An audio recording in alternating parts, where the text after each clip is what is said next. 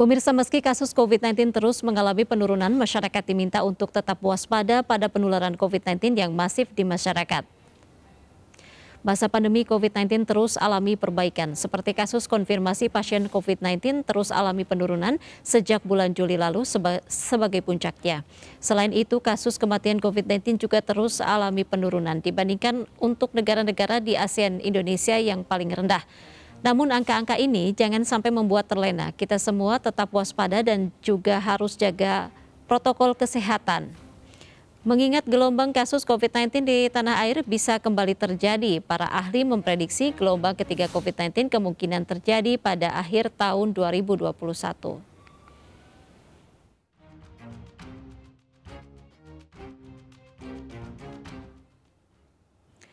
Pemirsa, para ahli memprediksi jika ancaman gelombang ketiga akan terjadi pada bulan Desember karena bertepatan dengan liburan Natal dan Tahun Baru sehingga mobilitas masyarakat diperkirakan akan meningkat.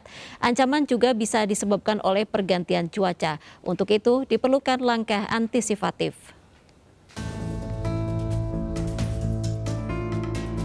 Ancaman gelombang 3 COVID-19 diprediksi oleh para ahli akan terjadi Desember karena bertepatan dengan liburan Natal dan Tahun Baru, kemudian pergantian cuaca.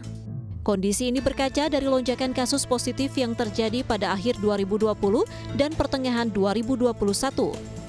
Saat itu terjadi peningkatan mobilitas yang tinggi saat perayaan Hari Besar Keagamaan. Agar hal serupa tidak terulang kembali, dibutuhkan upaya dan langkah-langkah antisipasi. Ketua Bidang Perubahan Perilaku Satgas Penanganan COVID-19, Sony Hari B. Harmadi mengatakan ada sejumlah langkah yang dilakukan untuk menghadapi potensi terjadinya gelombang ketiga COVID-19. Langkah antisipatif pertama, pemerintah terus berusaha meningkatkan kapasitas tes COVID-19. Kedua, pemerintah akan terus melakukan pemberlakuan pembatasan kegiatan masyarakat atau PPKM. Ketiga, sosialisasi protokol kesehatan dilakukan untuk mendorong kepatuhan masyarakat dalam menerapkannya dengan disiplin. Protokol kesehatan dimaksud adalah 5M, yakni memakai masker, mencuci tangan, menjaga jarak, menjauhi kerumunan, dan mengurangi mobilitas. Keempat, program vaksinasi yang terus dipercepat meskipun saat ini jumlah kasus COVID-19 di Indonesia melandai. Pemerintah menargetkan sasaran vaksinasi sebanyak 208.265.270 jiwa. Kelima, menjaga akses masuk dari luar negeri untuk mencegah masuknya varian baru. Kementerian Kesehatan juga sudah mengirimkan alas tes cepat molekuler sehingga dalam waktu 1 jam sudah bisa memisahkan orang yang positif COVID-19 dan yang negatif COVID-19. Untuk mencegah potensi terjadinya gelombang ketiga COVID-19, tidak bisa hanya mengandalkan upaya yang dilakukan pemerintah bersama pihak terkait saja. Peran serta masyarakat sangat dibutuhkan untuk keberhasilan melawan pandemi. Tim Liputan iNews melaporkan.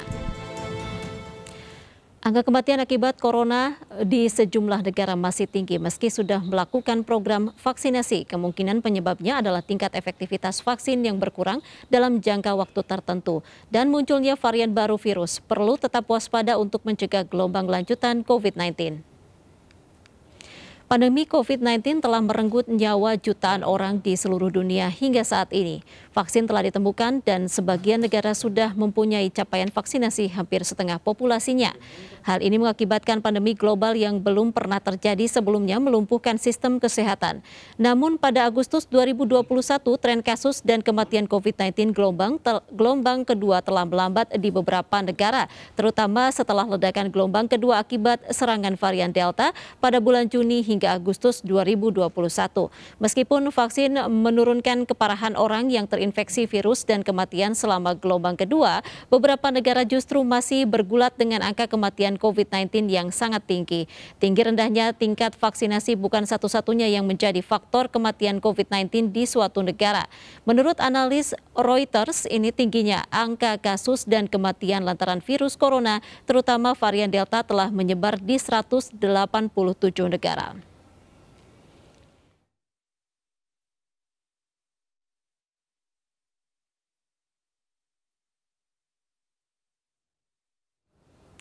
Baik pemirsa, kita akan lanjutkan perbincangan dengan Mas Dalina Pane, anggota bidang tracking Satgas COVID-19. Bu Pane, tadi kita sudah membahas mengenai wisata yang memang sudah dibuka atau menjadi pelonggaran di level kedua PPKM termasuk di DKI Jakarta. Evaluasinya apa Bu setelah memang wisata yang sudah dibuka terlebih dahulu? Ya, sebenarnya sepanjang protokol kesehatan itu dilakukan dengan baik, kemudian juga program basic control atau pengendalian yang basic ya, standar itu dilakukan dengan baik, sebenarnya aktivitas sosial kita mestinya tidak terpengaruh banget perekonomian dan pendidikan, kecuali kalau kemudian terjadi eksponensi seperti serangan Delta kemarin, maka solusinya tentu saja stay at home selama 1-2 masa inkubasi. Itu yang ada. Nah, terkait dengan sudah dibukanya aktivitas sosial, saya kira itu sudah kita alami selama 7-8 minggu terakhir, dan kalau kita lihat kasus ya terus turun secara signifikan dengan jumlah testing yang masih tetap adekuat. Nah, jadi ini yang harus terus dijaga oleh pemerintah. Di samping testing tentu basic kontrolnya adalah tracing. Jadi mereka harus memang diisolasi dina, dan ketika mereka mau masuk ke wilayah-wilayah publik, mereka yang dalam aplikasi Peduli Lindungi berwarna hitam, tentu fasilitas publik tidak boleh menerima mereka. Itu merupakan salah satu solusi untuk tetap mengendalikan pandemi ini sampai dengan titik. Saat ini kita masih di transmisi komunitas. Kasus kita masih naik turun ya, masih berfluktuasi. Bu Pane, terkait dengan wisata yang dibuka ini kan sudah boleh untuk anak di bawah 12 tahun. Lalu apa sebenarnya yang harus diperhatikan ketika memang anak di bawah 12 tahun itu diperbolehkan masuk ke tempat wisata, terlebih wisata air begitu? Bagaimana penularannya ketika berhubungan dengan air?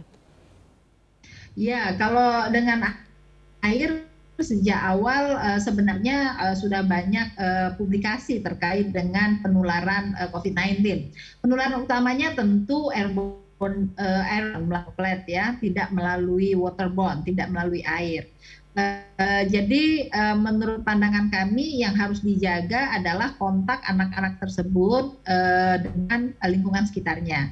Tetapi tentu ketika ke wisata air, kami berharap tempat wisata air itu memang mengaplikasikan aplikasi Peduli Lindungi, sehingga memang yang masuk ke sana sudah aman, dan sebaiknya orang tuanya juga yang sudah divaksin. Walaupun anak-anak ya, kalau kita lihat anak-anak ya memang belum ada vaksin untuk anak ya, tetapi Tuhan itu adil pada anak-anak itu sebenarnya insidennya cukup besar, tetapi angka kematiannya cukup rendah. Artinya anak-anak itu relatif kuat terhadap COVID-19 dibanding orang dewasa atau mereka yang comorbid. Bu Pane, tetapi itu tidaklah kemudian membuat kita menjadi menjadi lalai dengan hal tersebut. Baik, ada pesan pada orang tua mungkin terakhir, bagaimana seharusnya orang tua ini menjaga anak ketika memang berwisata ke luar begitu?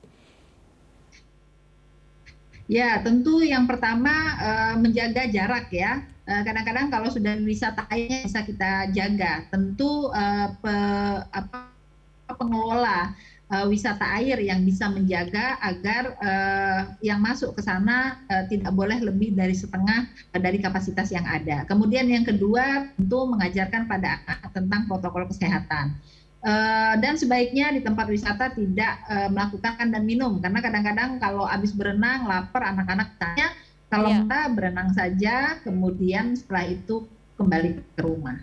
Baik, terima kasih banyak informasinya Ibu Mas Dalina Pane, anggota Bidang Tracking Satgas COVID-19 sudah berbagi informasi kepada kami. Selamat sore dan salam sehat selalu. Baik pemirsa, kami masih akan kembali, tetaplah bersama kami di MNC News.